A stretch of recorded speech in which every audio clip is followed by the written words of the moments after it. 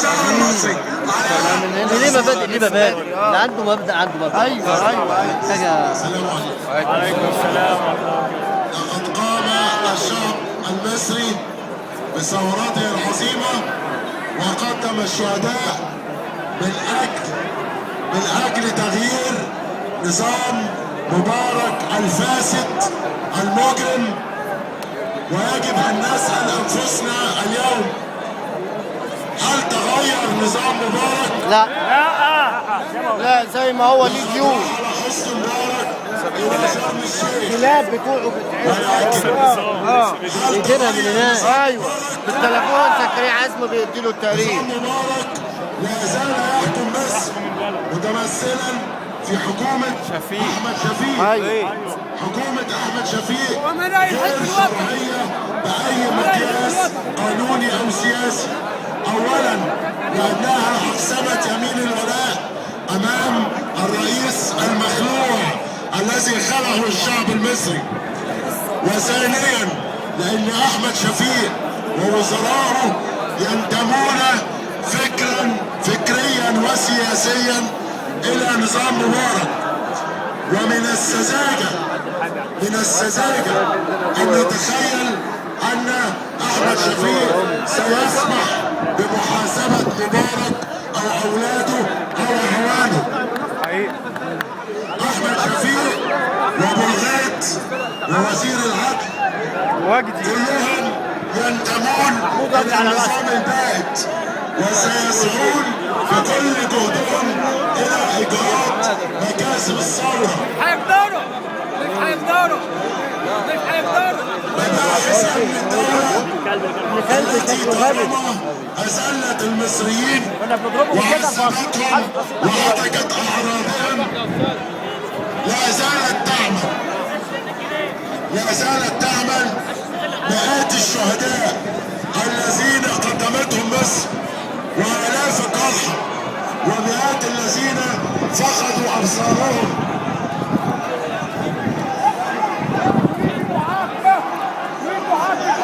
تسقط أمن الدولة. يسقط أمن الدولة. تسقط أمن الدولة. تسقط أمن الدولة. تسقط أمن الدولة. تسقط أمن الدولة.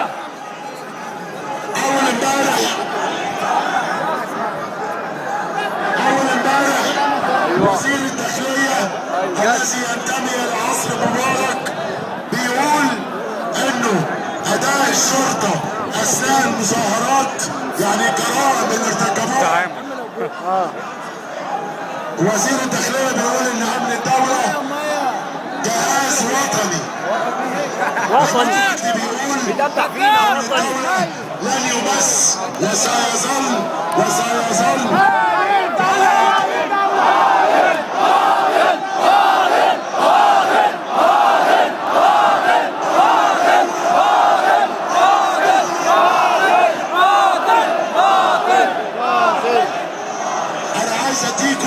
عايز اديكم مثل على انه لن يحدث اصلاح حقيقي بدون اسقاط حكومة شفيق.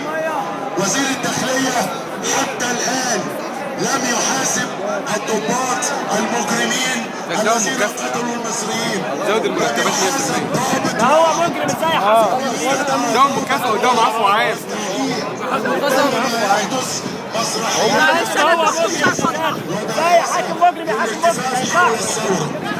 لابد من اسقاط حكومة شفيق حتى نحاسب الذين اجرموا في حق الشعب المصري.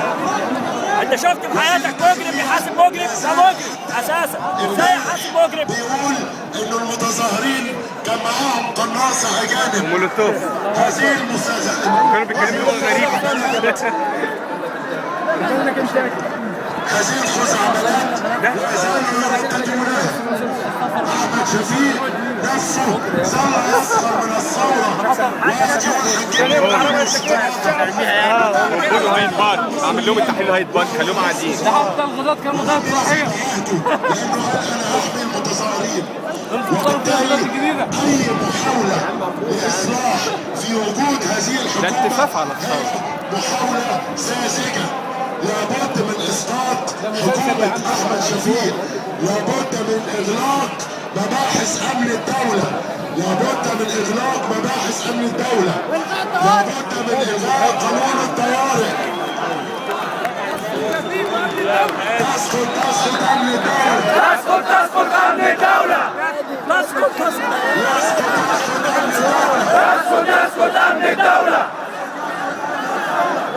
تسقط أمن الدولة، تسقط أمن الدولة.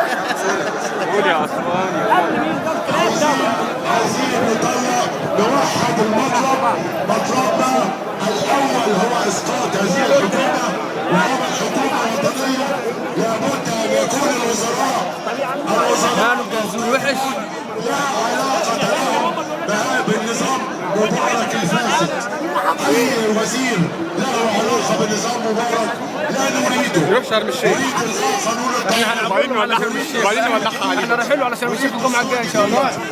والله هو ما ينفعش يقعد على اي حته في تراب البلد دي. زي ودوه تل ابيب للخال بتاعه. ايه؟ ده مصري برضه. مش حبيبه بنيامين يروح له هناك. جنب من؟ يعني ده في الجمل يوصل له. كل يوم الاخبار بتوصلوا بالتليفون. الذين قضوا سنوات طويلة هذه الثورة قامت من أجلهم. هذه الثورة لن تتركهم ولن تخذلهم.